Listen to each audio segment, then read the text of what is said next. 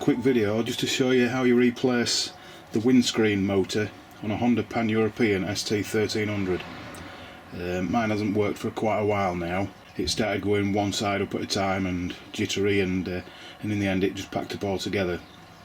And it's actually the wires or the cogs in the motor that sort of naff up and the teeth go on it. So I bought a brand new one from David Silver online. Very expensive piece of kit, it was over £300 to be truthful. But this is the old one that you're looking at the moment. They have two electrical connections. There's the green plug there, and then on the, as you stood looking, this is if you stood looking at this from the front of your bike. So on the left hand side there's the white connector there as well, that actually clips and fixes itself into the left arm of the actual mechanism itself. So yeah, that's the old one. I ought to have shown you how to take it off and all that, but it was an afterthought. I just thought anybody who's wanting to change it, it's not such a massive job, it's just a bit fiddly like, but it's the expense of it more than anything. So yeah, that's the old one. I'm now going to show you the new one. Right, this is the new one actually fitted.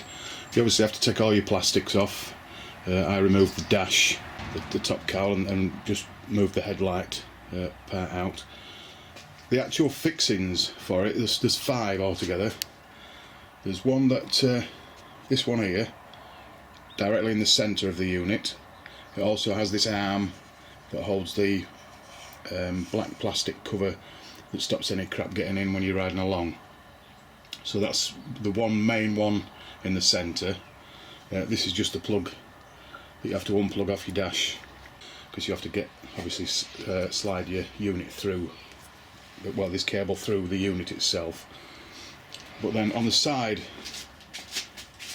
of the new one, and obviously when you take the old one off, there's one nut where I'm pointing here. That's one top nut, it's just an 8mm, and then if you go down a bit, there's 3 nuts together. It's the centre one there that holds it on, so it's the centre one there, and then the top one there. There's just those 2 on each side, one on this side. This is the white plug that I was showing you earlier that you have to unplug and obviously reconnect when you put the new one on. So the electrical connection's simple as anything. You just unplug the old one, remove the old mechanism, fit the new mechanism, and then plug in the white lead. And then the green one that I showed you on the old one is this wire here going around. It's just got like a little plastic cover that's obviously a rain guard as you're going along, but again it's just a simple squeeze to pull out and just push fit in. So the electrical connections, no problem whatsoever, an absolute piece of cake. And again on this side, actually it's a lot easier to see the fixings on this side. On the right hand side, again you've got this top bolt there that, like I say, is an 8mm, and then the centre one of the 3 there. So there's just these 2 on this side, the 2 on the other side, and once again the centre one there. And that is the only 5 fixings that hold the actual unit on. The arms, I must tell you that as well, the actual arms, this part here that actually holds the windscreen onto your bike, they don't come with the unit from David Silver's, but again that's just 2 nuts, that one there and that one there, and they're just 10mm nuts.